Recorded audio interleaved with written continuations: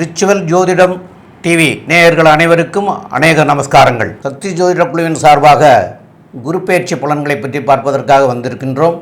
அடியேன் சக்தி சோமையாகிய நானும் KS ஐயங்கார் அவர்களும் சுவாமி டாக்டர் ஹரிகர சர்மா ஐயா அவர்களும் குரு பெயர்ச்சி குரோதி வருஷம் சித்திரை மாதம் 18ஆம் தேதியிலிருந்து ஆரம்பிக்குது.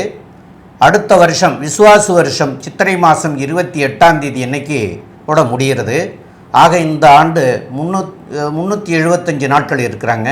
அதேமாரி ஆங்கிலத்துக்கு பார்த்திங்கன்னா 1/5/2024 முதல் 11/5/2025 வரைக்கும் இந்த குரு பெயர்ச்சியானது இருக்கிறது.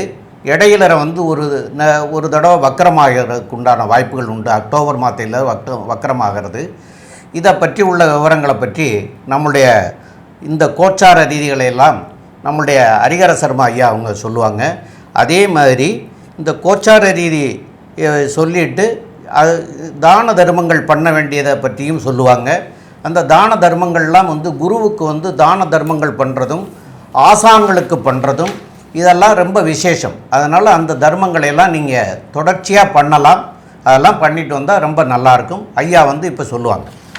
அனைவருக்கும் பணிவான நமஸ்காரங்கள். இப்போ இதை பொறுத்தளவுக்கு நம்ம ஒவ்வொரு வருஷமும் என்னென்ன பார்த்துட்ருக்கோம் அப்படின்னாக்க வருஷ பயிற்சிகள் மற்றும் மாத பயிற்சிகள் இதெல்லாம் பார்த்துட்ருக்கோம். அந்த வரிசையில் நாம் இப்போ பார்க்க போகிறது குரு பயிற்சி பலன்கள்.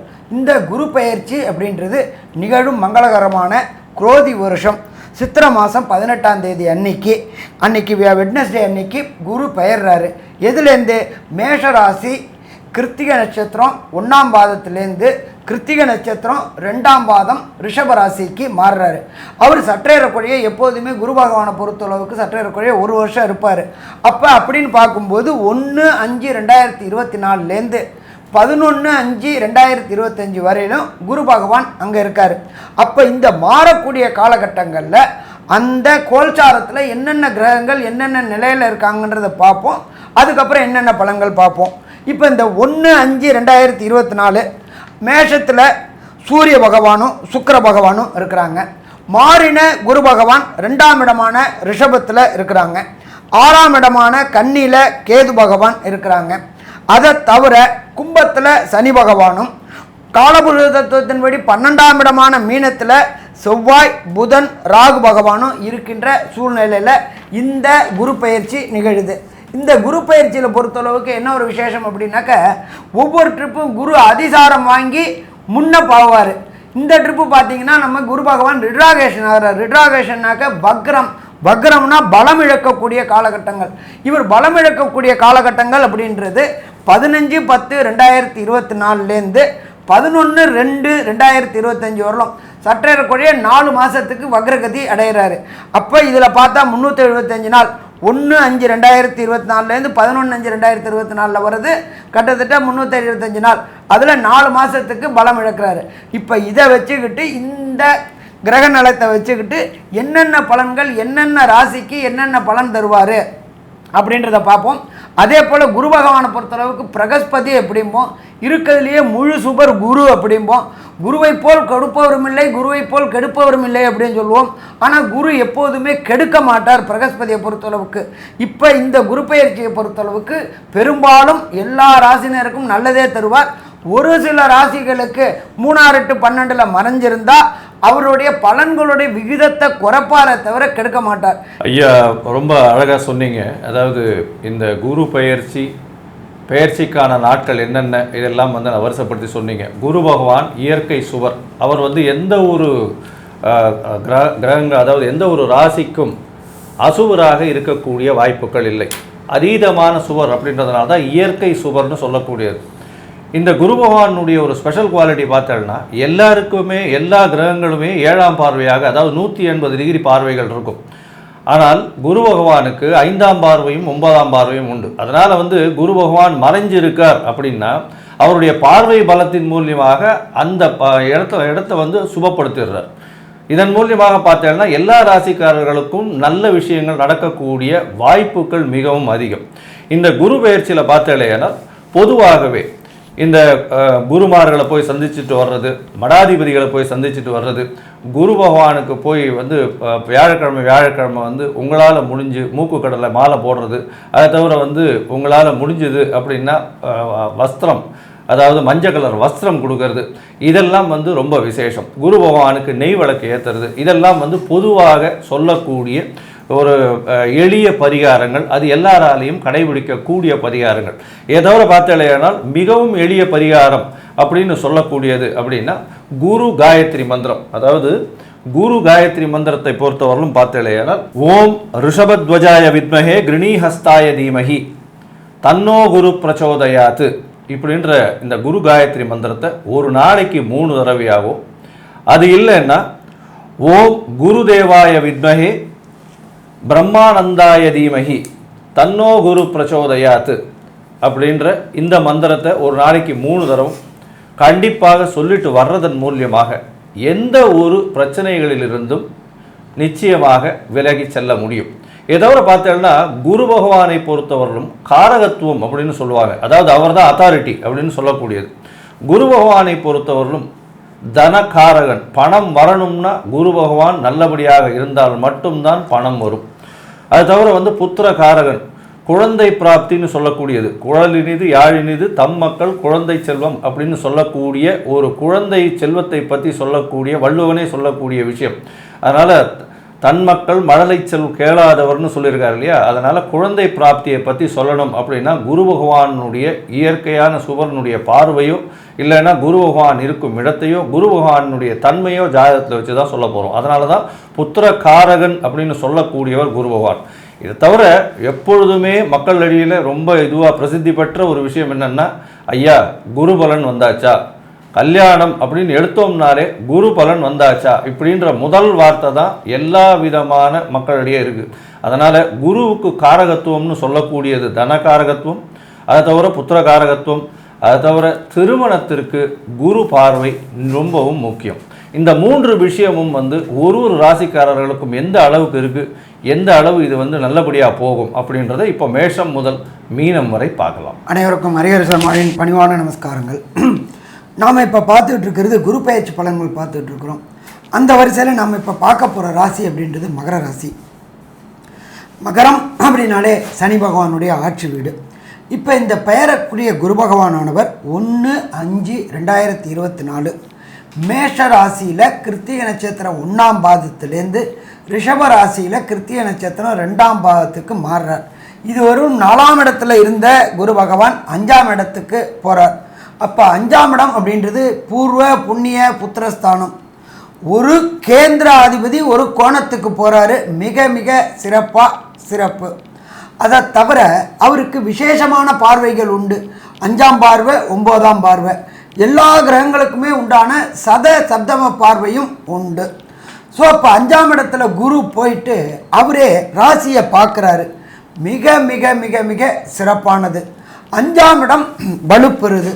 5ஆம் இடம் அப்படின்றது பூர்வ புண்ணிய புத்திர ஸ்தானம். எப்போ ஒரு ஜாதகருக்கு பூர்வ புண்ணிய புத்திரஸ்தானம் வலுப்பெறுதோ அப்போவே அவர் எல்லா விதமான பாக்கியமும் கிடைக்க பெற்றவராகிறார்.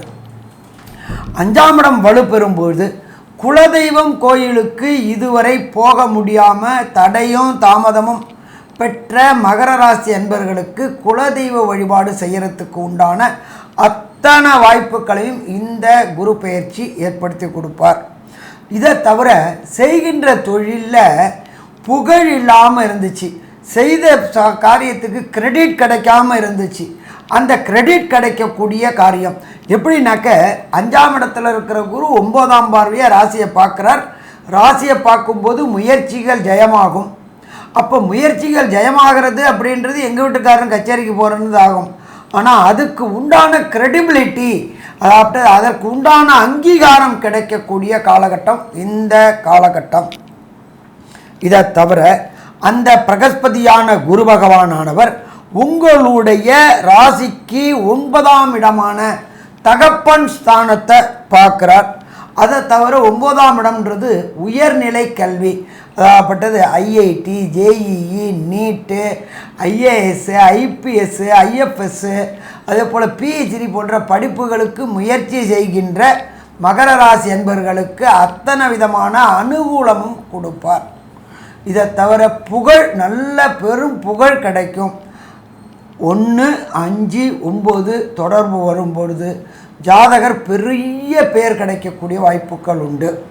அதே போல் இவங்களை பொறுத்தளவுக்கு வெளியூர், வெளிமாநிலம், வெளிநாடு போகணும்னு நினைக்கிற குழந்தைகளுக்கு வெளிநாட்டு யோகங்கள், வெளிமாநில யோகங்கள் கிடைக்கக்கூடிய வாய்ப்புகள் உண்டு. வெளிநாட்டில் தங்கி படிக்கக்கூடிய வாய்ப்புகளும் உண்டு. அதே போல் தங்கி வேலை பார்க்குறவங்களுக்கு பிஆர், கிரீன் கார்டு, சிட்டிசன்ஷிப் போன்ற அத்தனையும் கிடைக்கக்கூடிய வாய்ப்புகள் இந்த குரு பெயர்ச்சியினால் மகர ராசி என்பவர்களுக்கு அத்தனை பிரச்சனைகளும் சால்வ் ஆகக்கூடியது. இதை தவிர சனி பகவானை பொறுத்தளவுக்கு 7.5 சனி நடக்கிறது.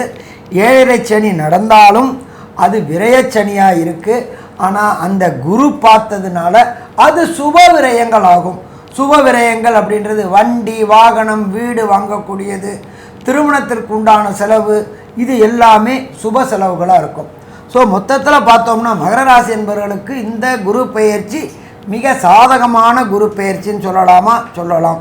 சரி, குருவுடைய பார்வைகள் 5, 7, 9 பார்வைகள் என்னென்ன நற்பலன்களை தருவார், என்னென்ன கெடுபலன்கள் ஆகும் அப்படின்றத நம்மளுடைய அஸ்ட்ரோ கேஎஸ் ஐயங்கார் அவங்க விரிவாகவும் விளக்கமாகவும் தருவாங்க.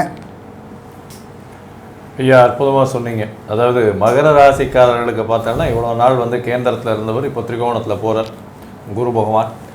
குரு பகவான் அதாவது எப்பொழுதுமே பொதுவான விதி அப்படின்னு சொல்லக்கூடிய ஜோதிடத்தில் வந்து சுபர்கள் திரிகோணத்திலும் கேந்திரத்தில் அசுபர்கள் இருக்கிறதும் வந்து ஒரு பெரிய விசேஷம். இப்போ பார்த்தோம்னா குரு பகவான் வந்து அதிசுபர்னு சொல்லக்கூடிய குரு பகவானே வந்து திரிகோணத்தில் இருக்கிறது பெரிய விசேஷம். ஏன்னா அவர் வந்து 1, 5, 9 இந்த மூன்றுத்தையும் பார்க்கக்கூடிய ஒரு பெரிய கிரகமாக சொல்லக்கூடாது.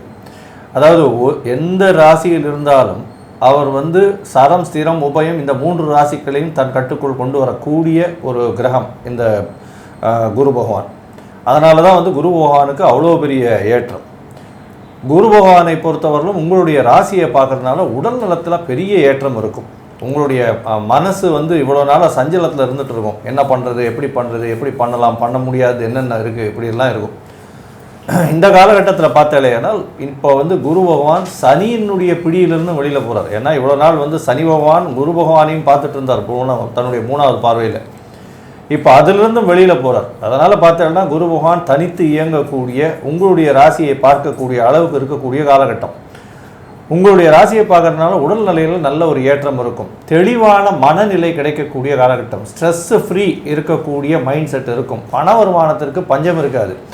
உங்களுடைய ராசிக்கு 5ஆம் இடத்துல இருக்கார். குழந்தைகள் மூலியமாக உங்களுக்கு ஒரு பெரிய பெருமை வரக்கூடிய காலகட்டம். குழந்தை பிராப்தி ஏற்படக்கூடிய காலகட்டம். ஏன்னா 5ஆம் இடத்துல, அதாவது 5ஆம் இடம்னு சொல்லக்கூடியது புத்திரஸ்தானம். புத்திரஸ்தானத்தில் புத்திர காரகனே போய் உட்கார்றது பெரிய விசேஷம்.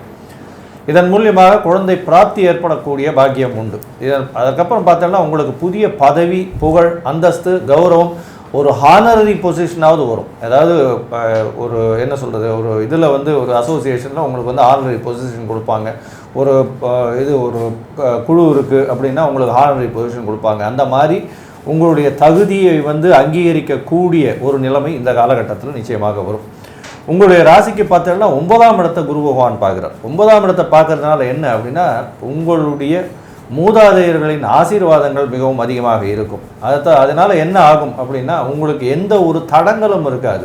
எந்த ஒரு காரியத்தை நீங்கள் எடுத்து செய்ய போவதிலும் தடங்கள் இல்லாமல் அதில் வெற்றியை சம்பாதிக்கக்கூடிய பாக்கியம் நிச்சயமாக உண்டு. அதாவது இன்டைரக்டாக சொன்னோன்னா லக்கு உங்களுக்கு எப்பவும் ஃபேவர் பண்ணிகிட்டே இருக்கும். காட்ஸ் கிஃப்ட் அப்படின்னு சொல்லுவாங்க இல்லையா, அது மாதிரி லக்கு உங்களுக்கு அற்புதமாக ஃபேவர் பண்ணிகிட்டே இருக்கக்கூடிய காலகட்டமாக இருக்கும். உங்களுடைய ராசிக்கு பார்த்தலையானால் திருமணம் ஆகி, அதாவது டைவர்ஸியாவோ இல்லைன்னா வந்து எதிர்பாலினத்தவர் உயிரோடு இல்லாமையோ இந்த மாதிரியாக இருந்தார்களே ஆனால் அவர்களுக்கு திருமணம் ஆகக்கூடிய பாக்கியம் உண்டு. ஏன்னா குரு பகவான் 11ஆம் இடத்தையும் பார்க்கறதுனால நிச்சயமாக 2வது திருமணத்திற்கு வாய்ப்புகள் மிகவும் அதிகம். மூத்த சகோதர சகோதரிகள் மூலியமாக நல்ல ஒரு ஏற்றமான விஷயங்கள் வரும். 11ஆம் இடத்தை குரு பகவான் பார்க்கறதுனால நீங்கள் நினைத்த அனைத்து விஷயங்களிலும் வெற்றி பெறக்கூடிய வாய்ப்புகள் உண்டு. அதாவது அச்சீவிங் த கோல்னு சொல்லுவாங்க இல்லையா, நீங்கள் நினைத்த காரியங்கள் நினைத்த காலகட்டத்தில் நினைத்த இடத்தில் நிறைவேறக்கூடிய காலகட்டமாக இந்த குரு பயிற்சி வரப்போகிறது. இதில் பெரிய விசேஷம் என்ன அப்படின்னு பார்த்தோமே ஆனால் உங்களுடைய ராசி 5ஆம் இடம் 9ஆம் இடம் மூன்றும் சுவப்படுறதுனால நீங்கள் எதை சொன்னாலும் அதை ஏற்கக்கூடிய மனநிலையில் இருக்கும். வெளியூர் வெளிமாநிலம் வெளிநாடு செல்லக்கூடிய பாக்கியம் வரும். ஏன்னா 9ஆம் இடம் வலுப்பெற்று போகிறதுனால படிப்பிற்குன்னு வெளிநாடு போகணும்னு நினச்சிட்டு இருக்கவாளுக்கு படிப்பிற்கு வெளிநாடு போகக்கூடிய பாக்கியம் வரும். தொழிலில் அபரிமிதமான லாபம் இருக்கும். அதுவும் இந்த மகர ராசிக்காரர்கள், வழக்கறிஞர்கள், ஜட்ஜஸ், இவங்க அடுத்தது பார்த்தாலேனால் இரும்பு சம்பந்தப்பட்டமான, அதை தவிர இது இந்த ட்ரில்லிங்கு, அதுக்கப்புறம் லேண்ட் மைனிங் மிஷின்ஸு, அது தவிர அயன் ஓர்ஸு, இந்த மாதிரியான விஷயங்கள், அதாவது மூலத்தாதுக்கள்லாம் எடுக்கிறது, கனிம வளங்கள், இதிலெல்லாம் பண்ணுறவங்களுக்கு பெரிய ஏற்றம் கிடைக்கக்கூடிய காலகட்டம். அதை தவிர இந்த எள்ளு, எண்ணெய், இந்த மாதிரியான வியாபாரம் பண்ணுறவங்களுக்கு பெரிய ஏற்றம் கிடைக்கும். அயன் அண்ட் ஸ்டீல் வியாபாரம் பண்ணுறவங்களுக்கு பெரிய ஏற்றம். கேமராமேன் அவங்களுக்கு பெரிய ஏற்றம். ஏன்னா நிழலிலிருந்து வெளிச்சத்தில் இருப்பதை போட்டு காட்டக்கூடியவர்களுக்கு பெரிய விசேஷமான பலன்கள் கிடைக்கும். சட்டம் அது மிகவும் ஸ்ட்ராங்காக, அதாவது சட்டம் ஒழுங்குன்னு சொல்லக்கூடியதில் சட்டம் அப்படின்றது இல்லையா, ஒழுங்கு குரு பகவானோடது, சட்டம்ன்றது சனி பகவானோடது. அதனால் சட்டம் ரொம்ப ஸ்ட்ராங்காக இருக்கக்கூடிய காலகட்டமாக இருக்கும். இந்த மகர ராசிக்காரர்கள் சட்டத்தின் துறையில் இருக்கிறவங்க எல்லாருக்குமே பெரிய ஏற்றம் கிடைக்கக்கூடிய காலகட்டமாக, அதாவது போலீஸு இந்த மாதிரியாக இருக்கிறவங்களுக்கு பெரிய ஏற்றம் கிடைக்கக்கூடிய காலகட்டமாகவே இருக்குது. மொத்தத்தில் இந்த மகர ராசிக்காரர்களுக்கு பார்த்திங்கன்னா எல்லாமே ஒரு நல்ல பெரிய ஏற்றம். ஏன்னா உங்கள் குரு பகவான் நல்ல ஒரு ஏற்றமான ஒரு இடத்துல போய் 5ஆம் இடத்துல போய் உட்கார்றது பெரிய விசேஷம். ஒருவேளை உங்களுடைய தசாபுக்தி சரியில்லாமல் இருந்து போய் ஒரு காலகட்டத்தில் உங்களுக்கு தசாபுக்திநாதன் கை கொடுக்கல, கோச்சாரம் மட்டும்தான் உங்களுக்கு ஹெல்ப் பண்ணுறது அப்படின்னா, அந்த காலகட்டத்திற்கு எப்படி தசாபுக்தியில் இதுவாக இருந்தாலும் இந்த குரு பெயர்ச்சி உங்களுக்கு ஒரு பெரிய ஏற்றத்தை கொடுக்கும் அப்படின்றத நம்ம ஐயா கிட்ட கேட்போம். அது தவிர எந்த கோவிலுக்கு போனால் இந்த குரு பெயர்ச்சிக்குன்னு இந்த குருவினுடைய தீர்க்கம் கம்மியாகி நல்லபடியான பலன்கள் வரும் அப்படின்றத நம்ம ஐயா கிட்ட கேட்போம். ரொம்ப அற்புதமாக சொன்னீங்க. இதில் கோச்சார ரீதியில் 1, 5, 9 பார்த்துருந்த போதிலும் அவருடைய நிலவரங்கள் கோச்சார ரீதியில் சரியாக இருந்தாலும் உங்களுடைய ஜாதகத்திலையும் நல்லா இருந்தால் தான் இப்போ நாங்கள் சொன்னதெல்லாம் செயல்பாட்டில் நல்லா இருக்கும்.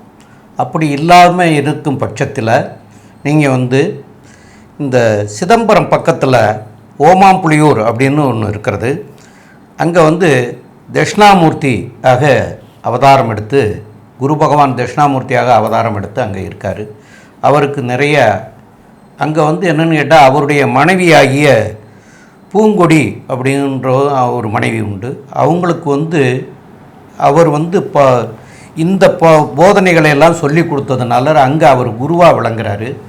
அதனால் நீங்கள் அங்கே போய் சேவிச்சுட்டு வர்றதும், அங்கே அபிஷேக ஆராதனைகள் பண்ணுறதும் அல்லது அர்ச்சனையாவது பண்ணிட்டு வர்றதாவது நல்லதாக இருக்கும். அது வியாழக்கிழமையில் போய் பண்ணுறது சால சிறந்ததாக இருக்கும்.